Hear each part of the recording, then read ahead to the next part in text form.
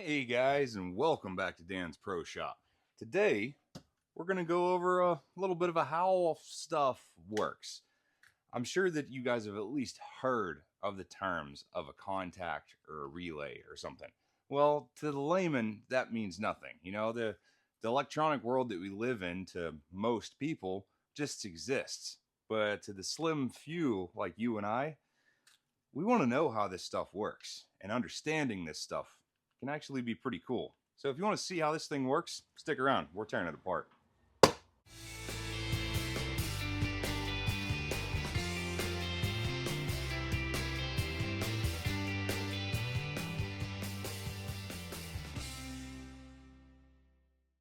So for those of you that may not know, this guy is called a contactor, a contactor, or a motor starter, or an industrial relay. There's a million different names for this thing.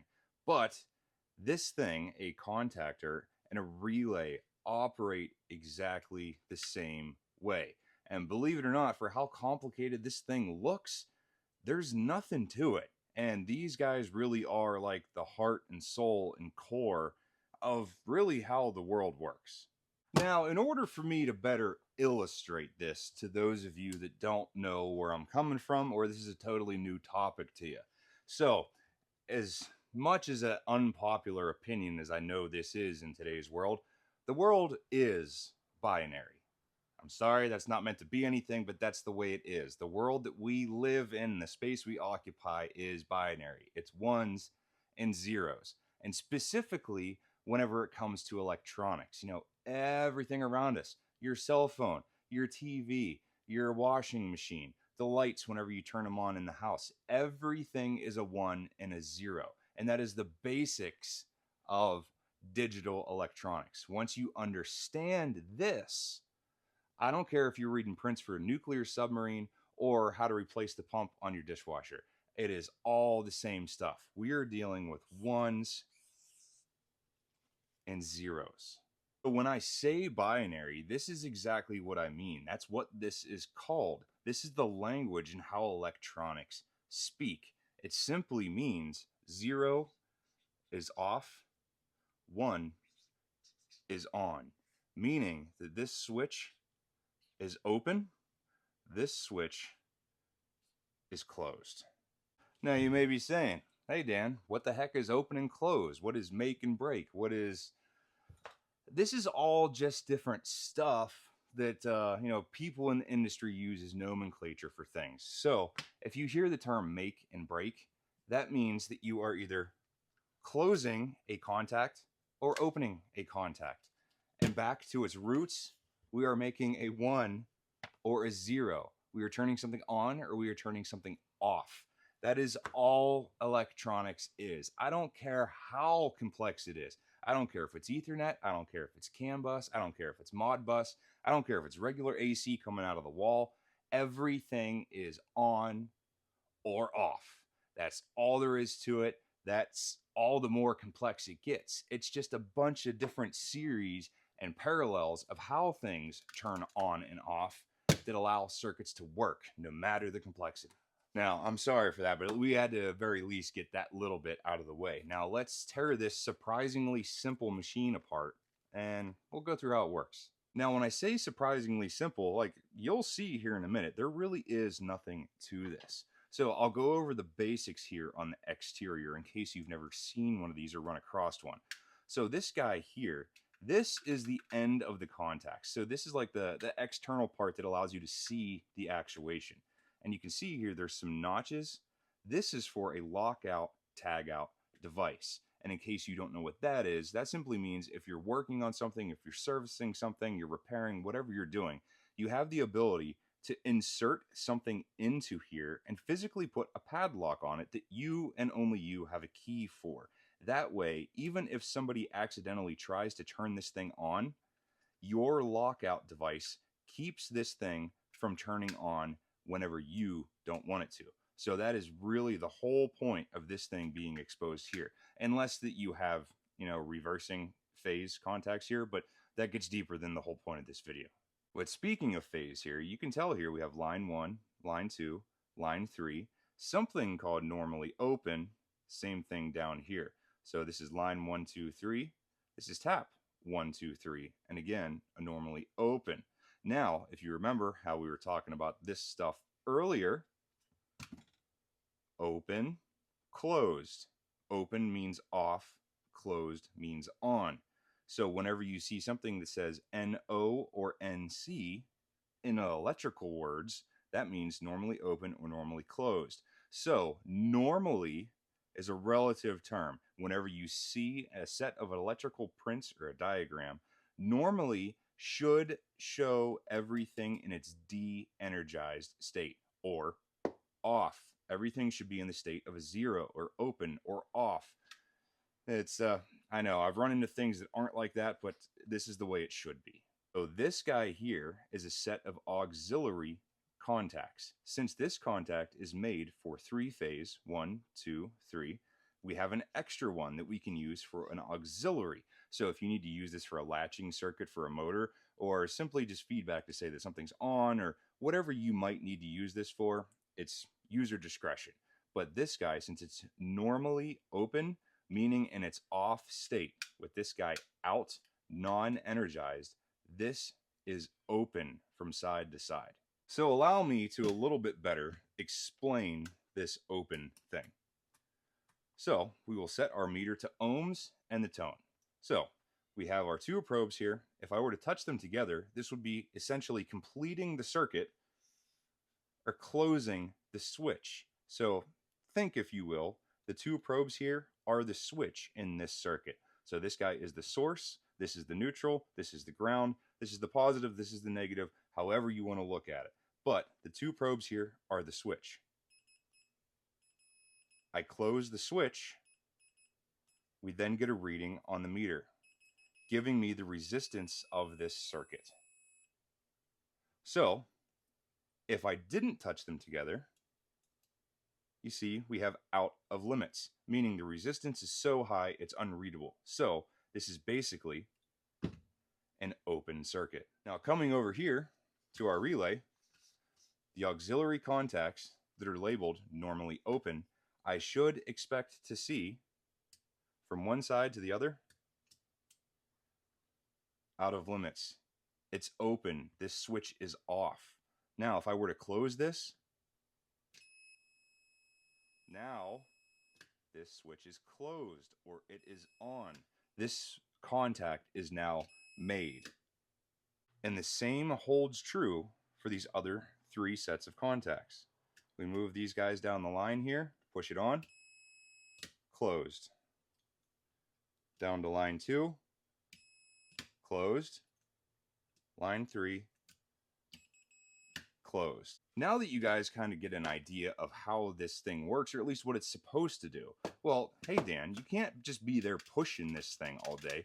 What makes this thing work? Well, you may have caught a gander up here. We have another set of terminals that's labeled 110 volts at 50 hertz or 120 volts at 60 hertz. Well, us here in North America, we run 120 at 60 hertz. 50 hertz is more of a European thing. And, you know, Allen Bradley, they're everywhere. So this is kind of a one size fits all. Well, this guy here is a separate set of taps that goes to a magnetic coil back here. So essentially, this thing, just like a traditional old clicky-clacky relay that you've seen, this is an electromagnet. That's how this works. This is basically a light switch like you would see on the wall in your living room attached to an electric magnet. That electric magnet is turned on by these top two set of contacts here, these terminal points, that can be remotely turned on by something else. So that allows you to turn on something by doing something else, all electronically. So it doesn't necessarily involve a physical anything. This can be done through logic, through buttons, through switches, whatever you need to do, but you can turn this thing on remotely. And allow me to explain why that's such a big deal. All right, imagine, if you will, you're working at a power plant. So we have all kinds of big power inside of this building. And then we have a control panel somewhere that an operator, me, you, Jim Bob, Sister Sally Sue, whatever, a person, a human needs to intervene with this control panel to make things happen with the big power in the building. Let's 1.21 gigawatts. Great Scott. Okay, a lot of, we're talking like God lightning bolt kind of power here. I don't want myself, you, Sister Sally Sue, or anyone else physically in proximity of this power while it's being utilized and specifically switched. Because whenever you turn power on or off, or you make or break a contact, like, power doesn't like changing state. And whenever it does, it's usually violent in some way. Like, it can be contained, but if you have a lot of power going through a set of contacts and you all of a sudden open them, well, the power wants to continue to transfer from supply to load side. So whenever you go to open them, that power is going to jump from supply to load, and it will essentially make lightning in between the two, like this here.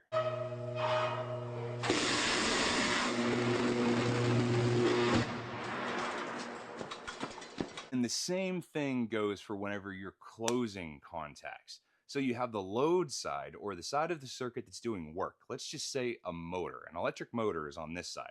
And we have the supply side over here coming out of the wall or the telephone pole or wherever you're getting your juice from. So I push a button or I throw a switch or something. I want to close these contacts, just like I'm doing here, to turn on this motor. Well, this motor's sitting here dead. It's not doing anything. It's in what we call a stall condition. It's not doing nothing. And it takes a lot of juice, a lot of inrush, a lot of amperage to get this thing up to 20,000 RPM from zero. And it wants to turn on now. Now, whenever we close these contacts, there is such a high demand and a rush from supply to load that even before the contacts touch, there will be arcing between the two, because electricity does not like to change state. It likes to be where it is. And when it changes, it usually lets you know it's unhappy in some way or another. So I know this is long-winded, but I'm getting there, I promise you. So, like we went over here, line 1, line 2, line 3. This is a traditional 3-phase contact. Most of the times here in the States, you're going to run across 480 volts, 3-phase. Sometimes 600, sometimes bigger, sometimes even lower, like 230, but whatever. Let's just say 480 volts, which is enough to put you on your can, if not end you totally. Now, don't get me wrong, like, I've been bit by it before and I've learned my lesson, but you work around things for so long, you get complacent. We've all fell victim to it one time or another, and thank goodness we're here to pass on these stories to other people. But 120 volts right here at the wall, or in most cases 24 volts DC, is a much, much safer voltage for us gushy meat bags to be exposed to. Now, I'm not saying that 120 volts coming out of the wall is safe, go play with it, but it is significantly more safe, or, as law enforcement likes to say, less lethal than the other option of 480 volts 3-phase. Like, there's such a thing called lock-on voltage, to the point where you grab something and your muscles contract so hard that you physically lock on to what you're touching, and you can't, no matter how hard you try, let go of that thing that is locking you on.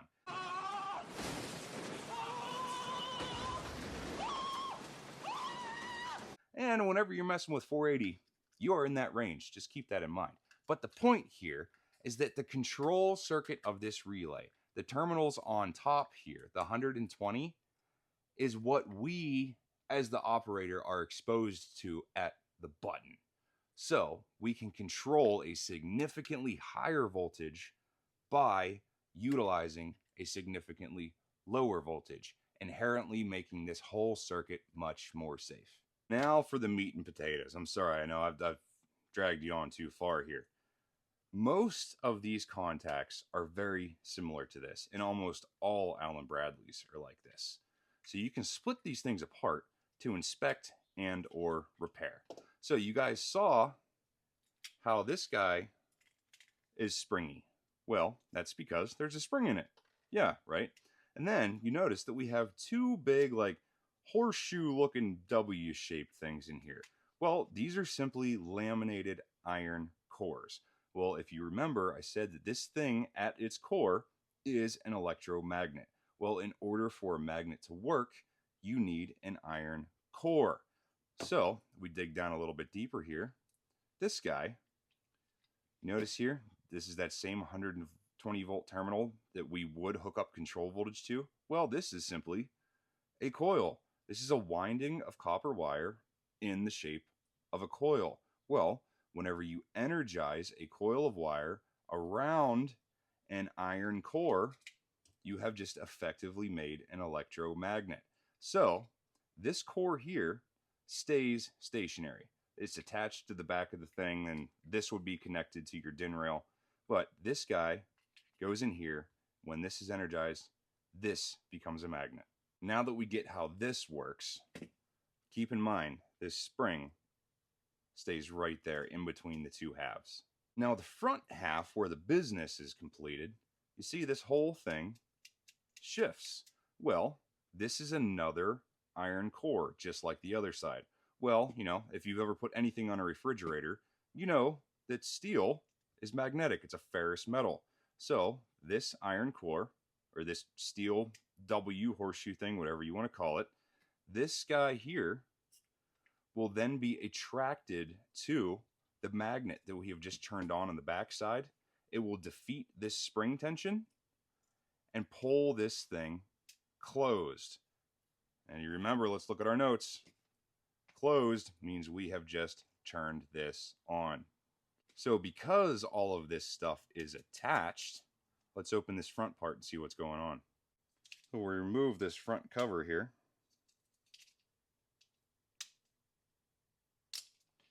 And this will expose the terminals inside that actually do the heavy lifting. So traditionally, you would have your line side or your supply power tapped into the top. So we would have our three phases, line 1, line 2, line 3. And then remember, this is our auxiliary contact. So this wouldn't be used for supply power or whatever. This would be used for something else. So for sake of argument here, let's just pretend it's these three. So I have my power coming in from the wall or distribution panel or a switch or whatever you want here. And then whenever this guy moves, remember it's sucked in by the magnet, pulls this in, it closes or moves these set of brass contacts. So you see in there, there's a little nub underneath that is connected to where the screw terminals are. And then there's a brass bridge on every single one of these that connects over to the other side. So this entire contact is normally open. Whenever the magnet turns on, it pulls the armature in. It now closes all of these, transferring power from your line to your load side. Now, if we snap this thing back together here real quick,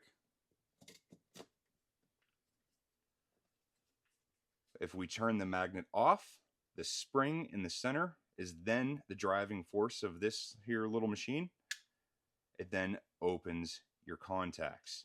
The magnet has to be on to pull these in to transfer power from one side to the next.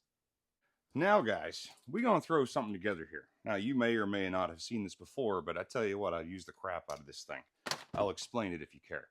So we are going to jerry-rig this thing together. Now, by no means is it correct and or coded, but you read the disclaimer at the beginning of the video. I'm not recommending you do this. I'm just doing this for an educational purpose so you can see this thing and how it actually is supposed to work. So I have a mock control station here with 120 volt supply power. I have a normally open control button here along with an e-stop. So this pretty well mimics a real world control circuit. So if you needed to turn something on like a press or whatever, you would push a button to turn it on. So let's wire this thing up, or allow me to wire this thing up, and I'll meet you back here in a second. Alrighty, now, for as gnarly as this is a completed circuit and something that would work that you would normally see. So I have my control panel, my mock control panel here, controlled by a 120 volt source right from the wall. Coming out of my mock control panel here, I have normally closed normally open, and common. Since this is made for a 120 volt circuit, this is typical. You have your hot, your not, and your common. So a little bit better explanation. The normally closed just means that this bus here, this Wago, this bus, is hot all of the time, regardless of the state of this button. As long as the e-stop is pulled out, this is hot. Or normally open, this guy is controlled by our push button, and this only works whenever the e-stop is pulled out. That's the way it should work. If your e-stop is pressed in, your control circuit should not work. And then, because it's single phase 120 AC, we have to have a common or a neutral that goes back, completes the circuit. You know, it's a circle. There is no beginning. There is no end. Because it's a circle. That's kind of nice. So here on the top side of this contactor, on the terminals that go to the coil or the magnet inside of here, I have one connected to common and the other one connected to my normally open, or the side that's controlled by the button here. Now, on the top, since we're using single phase 120 for this example here, I have common on one side for my supply or my line power, and then I have my normally closed or always hot, meaning not switched, it's just on. So the button doesn't control this wire, only this wire. So I have my supply power just like would be coming out of the wall. It's always on. Well, in this case, as long as the e-stop is on. And on the other side of the contact, I've just wired in the female side of an extension cord. Like I told you, it's sketchy. So just to better illustrate what's going on, I got my meter plugged into the female side of the outlet here, set to volts AC. We have everything all hooked up, just how I explained. We'll go ahead and energize the circuit by releasing the e-stop. And then whenever I press this normally open button, watch the contact. Activating that electromagnet, pulling in the contacts, and essentially transferring line power to load. Let's take a better look at this thing. So whenever I hit the button,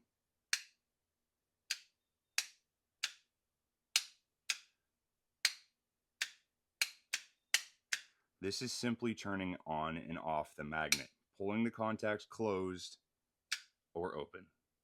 Now, that's all well and good, but I'm sure that some of you more astute people out there may have noticed a potential issue in this circuit. Well, other than the obvious, but in theory wise. So in theory, this is right. It does what it's supposed to do.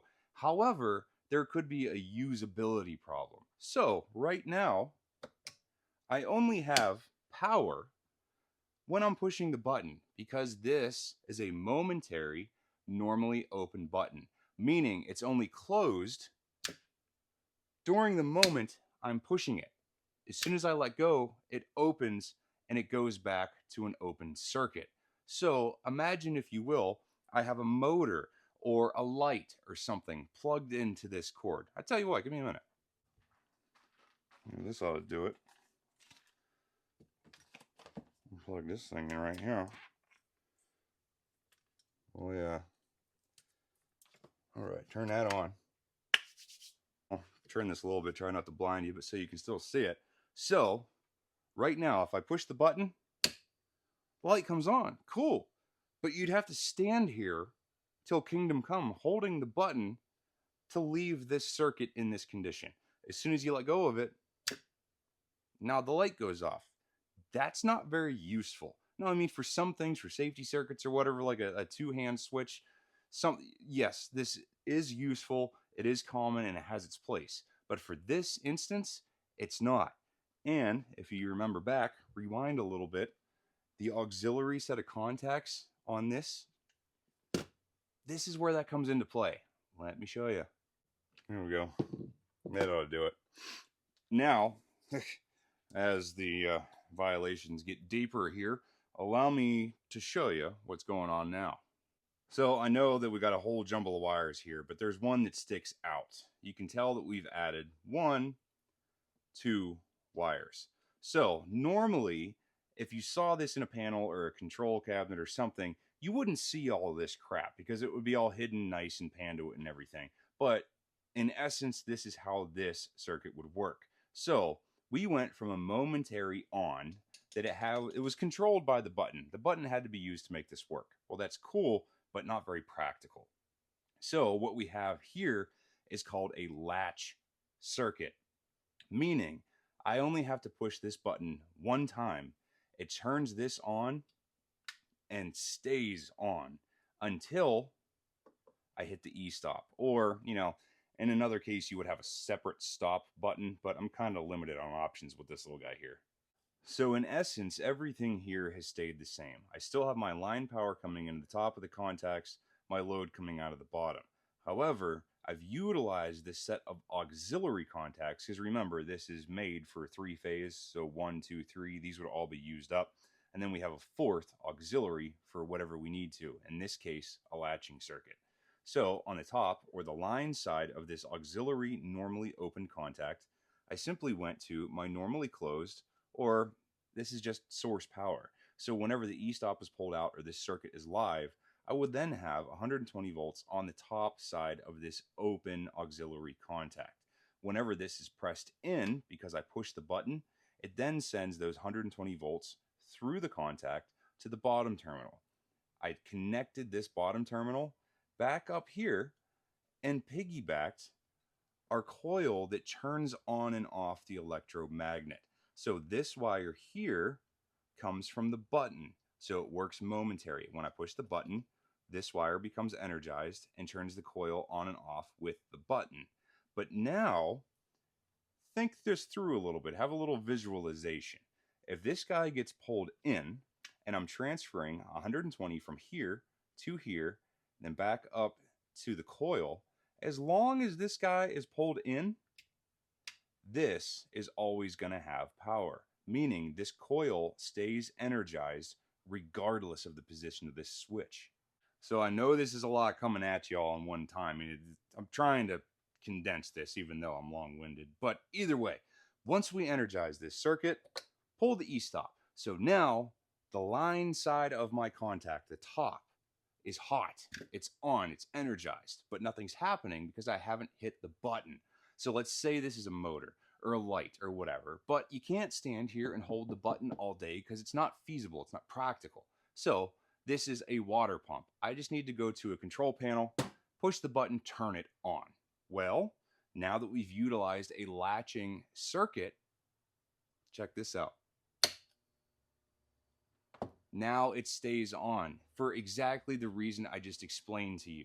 Now that the top side of this contact is energized, I'm just using the supply power that is already there, looping it back to the top of the coil that energizes the magnet inside of this contact, and it stays on as long as there is power to this. Now, like I mentioned, normally you would have a separate stop button to de-energize this circuit, but for the simplicity here, now I hit the e-stop, it opens the contact and shuts down the circuit. Now, for this particular case, in order to re-energize or restart the circuit, release the e-stop, or if you had a momentary stop button, it would just be off after you pushed it once. Restart. Hit it one time, the relay stays on. So allow me to show you this and illustrate just a little bit better. So right now, the e-stop is pressed. So our circuit is dead. There is nothing on the line side of this contact. Now, I release the e-stop, energize the line side of the contact, meaning our line side, or where our 3 legs of 3-phase would be, this is basically turning on your control circuit or throwing the knife switch on the wall, whatever. This is energized. So not only is our line side supplied, but our auxiliary, remember the extra set of contacts here on the side, that is now powered from line. So without the button being used, that one is also on. Keep in mind, the circuit is not energized right now, so there's nothing on the bottom. But if I press the green button here, start the circuit, now, there you go. We got 120 volts on both sides of this contact, the line side and the load side. and I'm not even pushing the button anymore.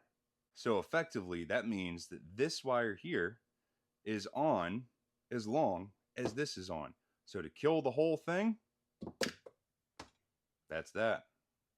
Now, guys, I know this was down and dirty and disgusting, but hey, this is a bench test and it's for example. I feel like this gets the point across of simply, number one, what a contact is. Well, contact slash relay, because basically contacts are relays. Contacts are just more like industrial, made to get beat up relays. So now we know what one is. We've taken it apart, discussed the internals, so you know physically how this thing works. And we've gone over some basic circuitry and control logic, basically. So we know line and load power, what they do, and how to control it in a couple of different ways, and the importance of a latch circuit. This is totally normal. This, like, let's say, imagine if you had to come home after work and you wanted to turn on your television, but the only way for it to stay on is that you had to hold the power button. You had to push it and keep pushing it forever to make your TV stay on. Well, you don't have to do that, right? You press it once, it just turns on. Well, congratulations, you just utilize a latch circuit. That is the exact same thing. And whenever you press the power button again, it acts as a stop. It unlatches the circuit that held the circuit on. Like, I'm telling you, man, it's the whole world, like it or not, is binary. It's all ones and zeros. It is on or it is off. And if you can understand that down, dirty, basic thing, electric is easy. And since this world that we're living in, everything is electric, the more you know about this stuff, the better off you are. And this, quite literally, this concept, this principle, these principles are applicable to everything. Just take a look around. This light right here, this switch, it's binary. It's on, it's a 1, it's a 0. It's a 1, it's a 0. Back to 1. Everything. Your cell phone, all the little pixels in the screen, the RGB LEDs. Well, guess what? The red, the green, the blue, they all operate on a 1 or a 0. I need it to be on or off, on or off, on or off. And it does that 6 gazillion times in order to get the right picture, the right colors or whatever going together to produce what you're seeing right now. That's how everything works, ones and zeros. And whenever you do that correctly, figure out how to put stuff together, this is the end result. And then you get the crazy world that we're living in now.